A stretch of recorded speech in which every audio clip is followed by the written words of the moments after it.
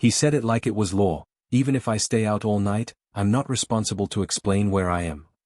The words hit me like a slap I had been expecting for years but never acknowledged. I froze.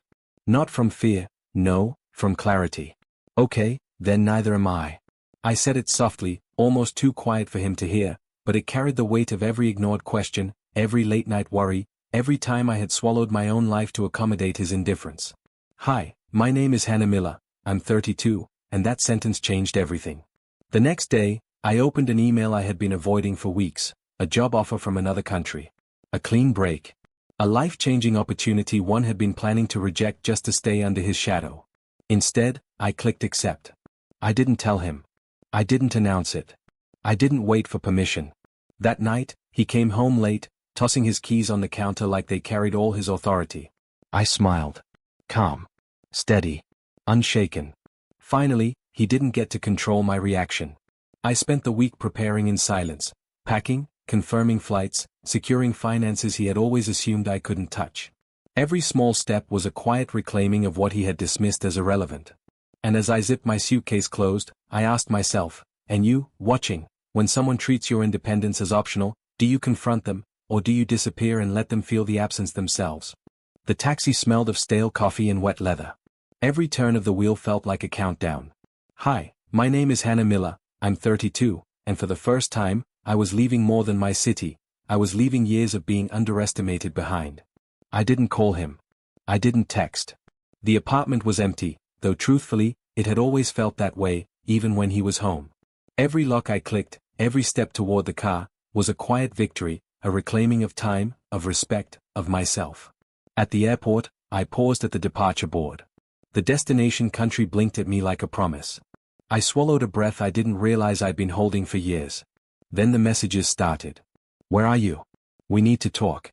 Hannah, please don't do this. I ignored them. Silence had become my shield. Boarding the plane, I watched the city shrink below me. Somewhere down there, he would wake up, realize I was gone, and for the first time, feel the absence he had ignored for years. I felt no guilt, only anticipation. The new city smelled different, sounded sharper, and even the night air was unfamiliar. But the temporary apartment the company arranged felt like freedom, clean and mine.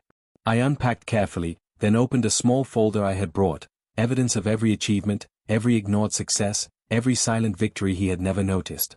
They thought they could ignore me. They had no idea I had packed a quiet hurricane along with my suitcase.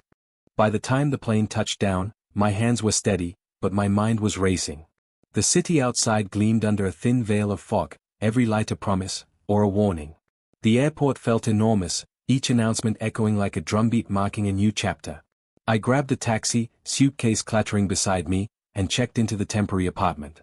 Small, sterile, perfectly mine. For the first time in years, no one could dictate a minute of my life, a single choice, or a breath I took. Then the first shock arrived, an email from him. Short. Panicked. Where are you? What are you doing? I ignored it. Silence was louder than any explanation. 3 days later, a package arrived from his HR department. Internal inquiry. Travel expenses flagged. Hotel stays listed under client meetings that didn't exist. My stomach twisted. He had assumed control even at a distance, but now the evidence of his lies was in my hands. That night, I sat at the small dining table, reviewing every email, every bank transfer, every hidden detail he thought I hadn't noticed. Clarity settled in, cold and sharp. I could strike, and the impact would be precise. I poured coffee, the steam curling like smoke from a quiet fire, and whispered to myself, this is just the beginning. The next morning, I found myself standing in the lobby of a law office I had never set foot in before. Every polished surface reflected back determination I didn't know I had. Files, folders, and legal forms stacked neatly around me. It was all a language I had finally learned to speak. I started uncovering his hidden moves, contracts he had signed without telling me, debts I never knew existed, and shady financial transfers he assumed I'd ignore.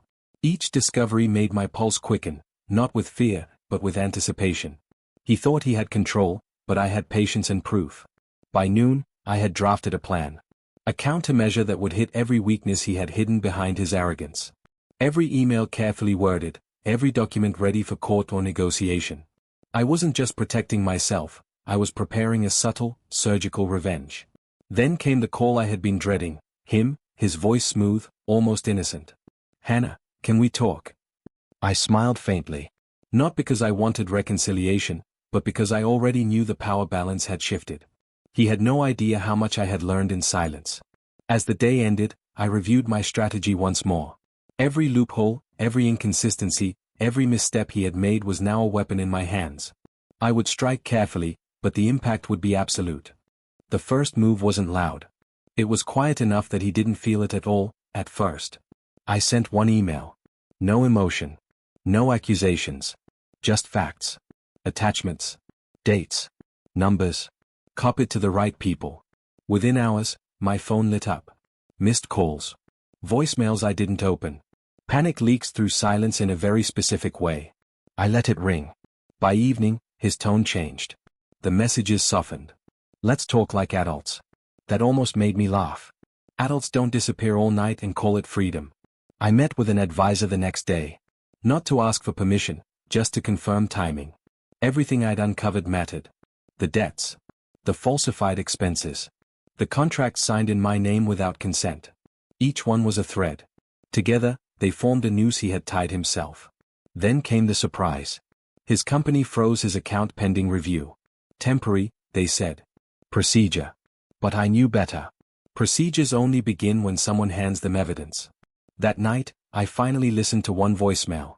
His voice cracked halfway through. Anger dissolved into fear. He kept saying my name like it was a lifeline. It wasn't. I stood at the window of my apartment, city lights flickering like a quiet audience, and felt something I hadn't felt in years, relief. Not joy. Not revenge. Relief. Because the truth is, I didn't destroy him. I stopped protecting him from the consequences of his own choices. The next morning, the tension was tangible. Even the air in my apartment felt charged, like it was holding its breath with me. Every message, every email, every minor notification from his life felt like a ripple from a storm I had set in motion. I had not gone public, yet. The plan wasn't about humiliation, it was precision. I filed carefully documented reports with the company, showing the financial irregularities I had uncovered. Each attachment, each number, each verified transaction left nothing to interpretation. By afternoon, whispers had begun. Colleagues started asking questions. Rumors I hadn't even started spread naturally. He had no idea how quickly control had shifted.